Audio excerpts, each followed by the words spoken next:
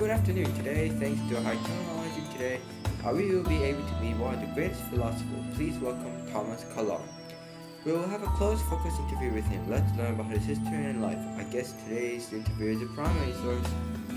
So let's go into the past. So how are you, Thomas Carlyle? It's a great pleasure to meet you, and that you'll be presented in 2010. You know that, right? And really nice to meet you. And well, how about if you talk about yourself and your factors of your life right now, influences, problems, what you see, and your philosophy? I am Thomas Carlyle. My childhood was dominated by my stern and irascible father. In school, I was bullied and tormented by my classmates. Teachers favored me and made my friends jealous and bullying me. Even more. I learned to defend myself through using hostile language, verbally, and breathe more. Family's strong belief in Calvinism influenced me a lot. I suffered dyspepsia, which was a torment, resulting in my Roger Roof fabric philosophy. German transcendentalism of which affected me. More alone and irate, introduced to my wife Jane Wells, was the only companion. Hard times, little money, no special credit, fight with my family, financial problems, and death of dad and wife. Faced many failures. I was a recluse in an isolated life. So was that just your influences? And so could you proceed more actually? Then what happened in the university? Could you also elaborate on anything and explain one of your philosophies? In the University of Edinburgh, I lost my Christian faith due to combination of religious temperament. Suffered intense crisis of faith and conversion, I established that the basis of common belief and faith are empty, that men are locked into hollow forms and satiated by vacations, pleasures, and certainties. We know that you wrote a lot of satires, but could you explain one of your satires?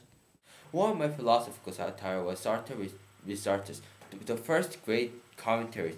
In the guise of the philosopher of clothes, I comment on the falseness of material wealth and the form of philosophical romance. I detail the crisis in my life and affirm my spiritual idealism. I emerged as a social critic deeply concerned with the living conditions of British workers. I moved more away from democratic ideas. Chartism on heroes past and present and Cromwell all developed my thesis that the people need a strong, ruthless ruler and should obey him. Boisterous and ungracious I am, as well as radical. I abhor philanthropy and liberal legislation along the utilitarian lines. I admire despotism. More censure of atheism worship strength. I despised democracy and the system and increasingly to extol the value and necessity of strong and stern government, in which people themselves have no share. What was that book you wrote about the French Revolution in history? The French Revolution, A History, is a historical study focused on the oppression of the poor, on heroes, hero worship, and the heroic in the history condensed that the world civilization developed because of the activities of heroes. My hatred and fear of democracy and praise of feudal society is reflected here. I am with the German Romanticism and Saint Sominism, support Chartist movement, and I am more like the Toryism. Could you explain about your philosophy about economy? Opposition for industrial society. Economy and their theories and the economists are on utter disdain and dismal science. In my feudalist view, it was the economists and the theories that served as the failing ideological and religious buttress of the Industrial Revolution that destroyed Britain. I believe that the relation between external orders and personal freedom. I declare that the end of the human activity is itself. For me, the feudal system's soft value is that it is much better at assigning a man an activity and thereafter granting him the freedom to pursue in any matter he pleases. Market society is unnatural. People's nature is to pursue activity. Hence, feudal system may be harsh in limiting social mobility, but offers liberty of activity at the individual level and the joy of craftsmanship. Understand? Later-day pamphlets attack economics severely in an extreme degree. Defense of slavery. I saw little difference between a black slave and a slave society to those of a joyous Yemen and a feudal society, but not suggesting anything. Feudalist individualism, I believe, emphasis upon the social and the political importance of literature. Literature replacing religion as a source of a... Sorry to interrupt you, but could you please slow down a little bit? Sorry to interrupt, but due to time constraints, I think we have to go to our final round of our interview now. So as a final, could you maybe elaborate on anything you want and explain what your philosophies are, and then what problems you see in the society, and how your philosophy and your problems relate together? Thank you very much for telling us what influence you had and our company wants us to sort of end the interview quick, so sorry, but it's not pressure. Please continue what you just said before I interrupted you. Source of spiritual knowledge. As a satirist, what did you satirize? I satirize the absurdity of life, revealing a profound turn from the revelation to acceptance. I used examples of great men to support my philosophy. I spoke of the chaos in society and its demands that heroes take control, that society loses its humanity when ideological formulas, rights, and laws are applied. The universe is a construct that is in the right only to be strong. For me, the monastic community was unified by human and spiritual values. Instead of culture divided in personal and economic forces and abstract theories of human rights and natural laws. My idea was that the branch in the creation of socialism and fascism. Could you tell us how you feel the world is with your philosophies? World to me is filled with contradictions with which the hero has to deal, called Veltism. No man is hero to his value. Democracy is offshore social ideal, while equal and condemning hereditary aristocratic leadership.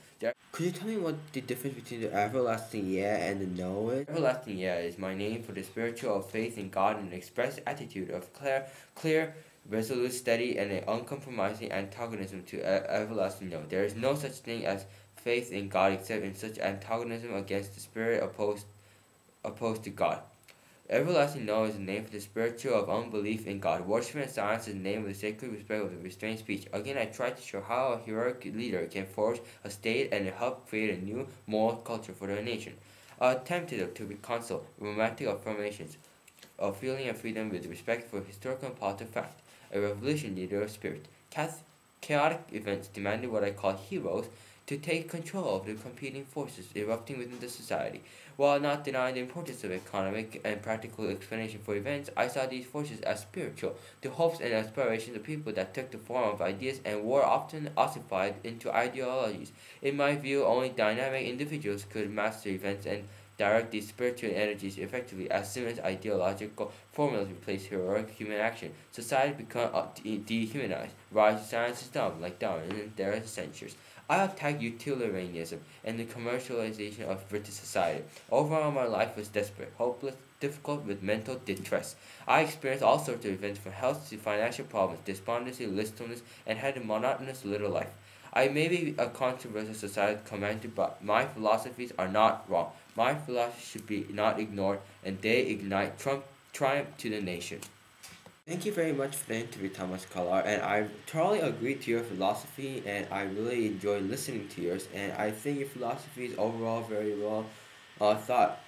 That was just a lot of information that you gave me, and I truly appreciate how you offer your time to have a little interview with me, and thank you very much.